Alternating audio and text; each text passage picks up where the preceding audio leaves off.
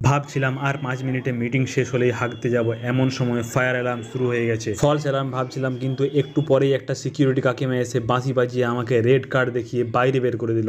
নিচে গিয়ে দেখি শো শুরু হয়ে গেছে। অনেক ক্যামেরাম্যান অলরেডি বিভিন্ন অ্যাঙ্গেল থেকে ভিডিও শুট করা শুরু করে দিয়েছে। আমি 4 বছর ধরে সেম শো দেখছি, তাই আমি ঢালাই ড্রিল দেখতে চলে গেলাম। বেশি হাঁটাচলা করলে পাশে বেরিয়ে যায়, তাই আমি বসে পড়লাম চুপচাপ। যেই আমি ওয়াটার শোটার ভিডিও করতে যাচ্ছিলাম, শো শেষ করে দিল আমাকে দেখে। ফাইনালি ওয়ার্ক স্পেসে ঢুকে গেলাম আর কাজ সেরে নিলাম।